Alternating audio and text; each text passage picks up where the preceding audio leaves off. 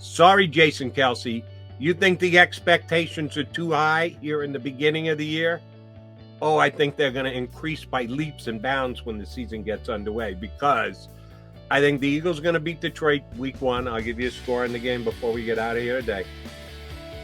The Vikings scare me a little bit. Scare. I have trepidation that their offense is going to come in and do some things to the Eagle defense.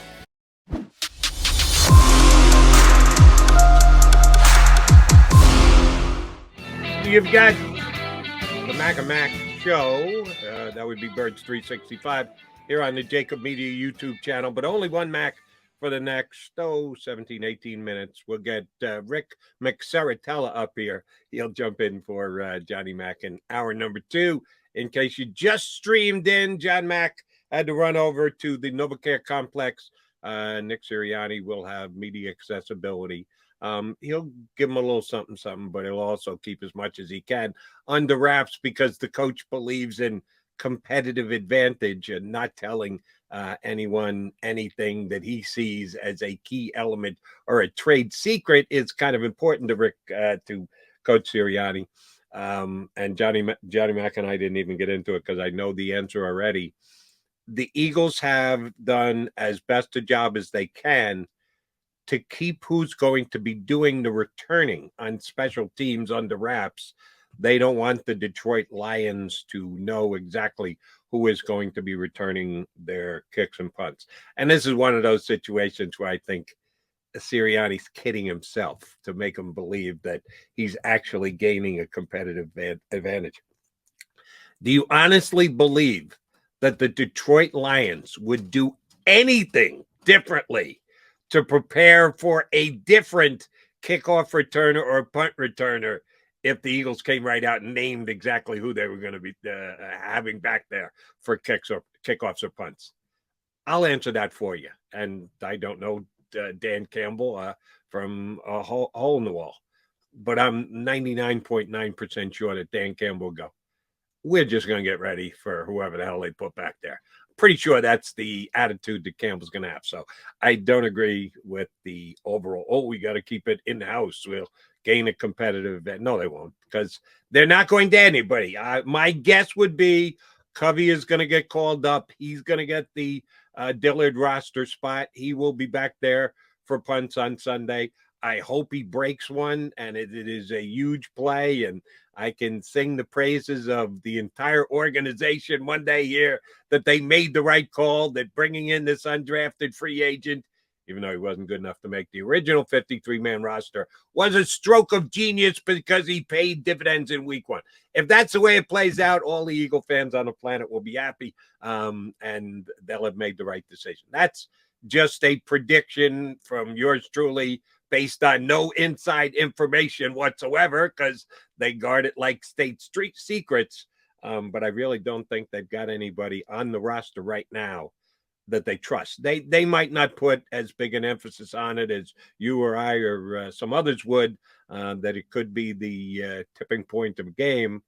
See, last night's game, no tipping point. The special teams really were no factor. The kid made a big field goal late in the first half to get the Rams even, but it turned out to mean absolutely nothing. So sometimes you have games where special teams mean nothing. They don't show up at all, and I'm not sure that's going to be the case against the Lions this upcoming week. All right, a couple of predictions for the overall season from yours truly. I'm already on record as saying I think the Eagles are going to win 12 games.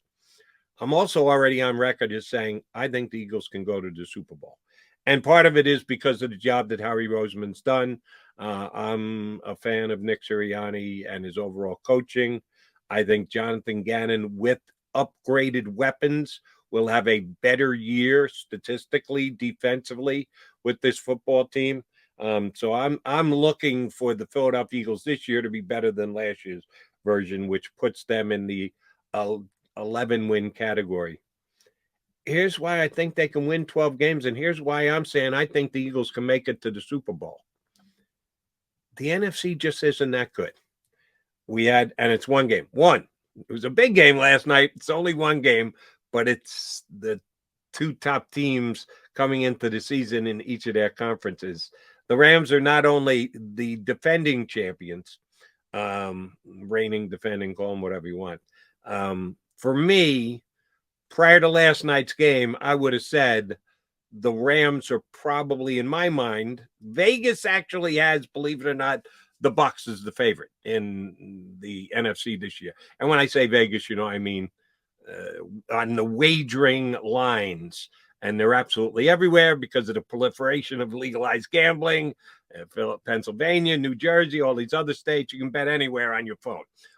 So it's not just Vegas anymore, but it's a phrase that has carried a meaning for a long time. So I know full well you guys understand when I say Vegas what I'm talking about. The Bucs are actually the betting favorite to go back to the Super Bowl 1 year removed. I would have said the Rams should have been the favorite before last night's game. After the way they played, maybe I would have been wrong. No, I think it was more Buffalo was that good than the Rams came up small. So you've got the Rams, who are now 0-1. Prior to last night's game, they were in the same exact starting blocks that the Eagles were. They've already got a loss, and I don't think the Eagles are going to have a loss after Sunday's game. So they're already going to be ahead of the Rams in the NFC. Yes, Tampa with Tom Brady deserves to be given a ton of consideration. They're only 1 year removed from being the Super Bowl champions. But in that 1 year, Tom Brady has gotten older. Tom Brady has retired. Tom Brady is unretired. Tom Brady took a week and a half in the middle of training camp to take care of personal issues. This really could be it. I think Tom Brady's going to retire at the end of the year. I've never said that before. What I have said before is I think Tom Brady will start to show his age. I think the first time I said that was about 8 years ago. Oops. So I have sworn that I will never go down that road again, that his age will be the reason that Tom Brady starts to be able to do less on the football field. Oh, no. Tom Brady is already retired once, then unretired. So I think it's in the offing. I think this is it. I think Brady's going to walk away at the end of the year. I've said several times, one of the reasons, and maybe the biggest reason, but not the only reason, one of the biggest reasons Brady decided to come back, and again, this is just pure speculation on my part from afar, haven't had Tom return any of my texts. I think he got really ticked off that somebody else announced his retirement, that ESPN, through sources, said Tom Brady is retiring before he was able to do so. I think he was absolutely leaning on doing it and had put things in motion for that to happen. That's how the ESPN reporters were able to put 2 and 2 together and come up with 4, and it annoyed him no end. So when an opening presented itself for him to come back to the team, and he could talk the wife into it with her not threatening immediate divorce, he said, damn, I'm going back. I'm going to play another year, and I'm going to retire on my own terms. So I don't know this is full-fledged Tom Brady, greatest quarterback of all time, piloting the Tampa Bay Buccaneers this year. And if that's the case, it gives the Eagles a better chance to beat them. The Green Bay Packers, both Johnny Mac and I, are devotees of Aaron Rodgers. I always say he has got the best skill sets for any quarterback who's ever played the game. Brady's the greatest of all time because there's more to it than just the skill sets of playing quarterback. But he's got more physical traits. Rodgers got more physical traits to play the position than Brady does. So when you have that and all he does is win 12 and or 13 games every single year, how do you not believe he's going to do so again this year? I don't see his game dropping off at all. Didn't see it last year, even though they did nothing against San Francisco in the playoff game in their house last year. They've kind of over the last couple of years proven that they're a regular season team and not necessarily a playoff team. So, yeah, the Packers are probably going to be able to roll through the upcoming regular season and may very well have the overall best record again. And they probably will handle the Eagles on week number, I don't even know what week they play. Let's see. I got it in front of me here. Week 12. When they come in here to Philadelphia, that's probably one of the Eagles' 5 losses. I've got the Eagles losing 5. I got them going 12-5. Yeah, he's probably going to do it. But when it comes to the playoffs, they're no lock. Packers no lock. Packers have shown several years in a row that they're no lock when it comes to the playoffs. Even in Green Bay on the frozen tundra, they are not a lock. All right, so how did the Eagles get to the playoffs? Well, they got to do so by going 12-5. And I mentioned this yesterday with Johnny Mack. Way back in August when the NFL made an entire day out of schedule release. God bless them on their network. They turned it into 24 hours of programming, and they go through every single game and every single matchup. And it's phenomenal. If you're a football fan, you didn't even think about changing the channel on that day. It just, for a guy like me who's been around forever, it used to come out on the, you had to wait for the paper the next day to see what the schedule was for your team. Now it's immediate. It's on your phone. It's on the NFL network for 24 straight hours.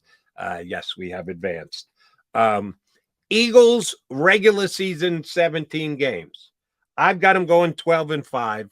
And believe it or not, I've got them losing 3 games in a row at one point. I think November is going to be tough on the Eagles. Sorry, Jason Kelsey. You think the expectations are too high here in the beginning of the year?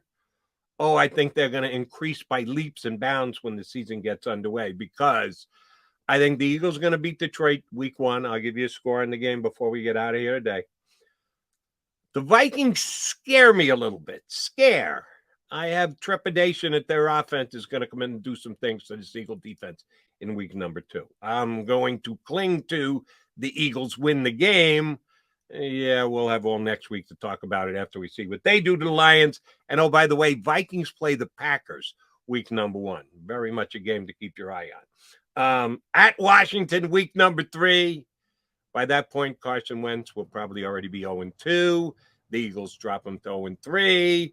The hue and cry down in Washington would be pass me a Heineke, but we need to get there. But, yeah, for today's discussion, we got to be able to make predictions. I think the Eagles will be 3-0.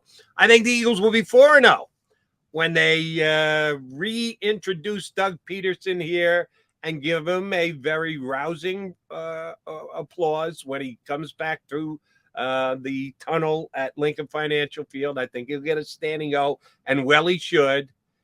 And then they'll play the game, and then the Eagles will find a way to win, although I'm not sure that one's going to be as big a blowout as the line may indicate, but we got to get there first. Eagles will be 4-0. First loss won't be till game number 5 when they've got to go cross country out to Arizona. I think Kyler Murray could cause some problems. Zach Ertz might make a big play or two. I think the Cardinals will pin the first loss on the Eagles. So they'll be 4-0 before you blink, but Arizona brings them back down to earth a little bit. Week 6, Cowboys at home. Eagles swept by the Cowboys last year. Eagles a little revenge. Eagles get the Dallas Cowboys at home on the Sunday night game. Then you get the bye. Then you get Pittsburgh at home. They might or might not have the whole Trubisky turn it over to Pickett thing done by them. Probably not. And Eagles will beat Pittsburgh here. At Houston. Man, Houston's going to be a bad team this year. Sorry. With or without Deshaun Watson, Houston's going to stink. And home against the Commanders. By then, we may have Taylor Heineke. We may have the kid from North Carolina in at quarterback by that point. The Eagles will beat Washington. So, I've got the Eagles at 8-1. 8-1 going into week 10 against Indianapolis with their bye already having been played. 8-1. Jason Kelsey, what do you think the hype is going to be around this team? What do you think the expectations are going to be around this team when they get to 8-1? I got the Eagles 8-1. Yeah, week number 10, 11, they go to Indianapolis. I think the Colts might be able to get the better of them. The next week, they got to come home and take on the Green Bay Packers. Aaron Rodgers, regular season machine. That's probably a loss. And then the week after, Tennessee at Lincoln Financial Field. Right now, I'll lean toward Tennessee in that one. I think Derrick Henry can probably rush for 150 yards. So after getting out to an 8-1 start, I have the Eagles losing 3 games in a row in the middle of the season. Here's your expectations. Here's game 7. Yeah. It's going to be one of those kind of wild ride seasons. Then I have the Eagles finishing very, very well. The only game that scares me on the back half of the season, I've got them going 6-0 in the division. I think they're going to beat Dallas in Dallas. But the week after, on New Year's Day, the Saints come here to Philadelphia, and I think the Saints are an underrated team going into the season. I think they're going to make the playoffs. I think they're going to win double-digit games, and I think one of them could be the Eagles the next to last week of the season. But then if the Eagles need the last game of the season, Giants come here to town on January 8th. They will surely take care of business against the Big Blue to lock up the divisional championship at 12-5 for the Eagles this year. All right, I've given you my predictions. Johnny Mac said 11-6 for the Birds this year, and a 28 to what was his score prediction? 28-20 victory over the Lions on Sunday. I'll give you an exact score. You already know I like the Lions to beat the Eagles. I'll give you an exact score when I come back. And Rick Saratella, our very own, will join me next for hour number 2 on this Football Friday edition of Birds 365.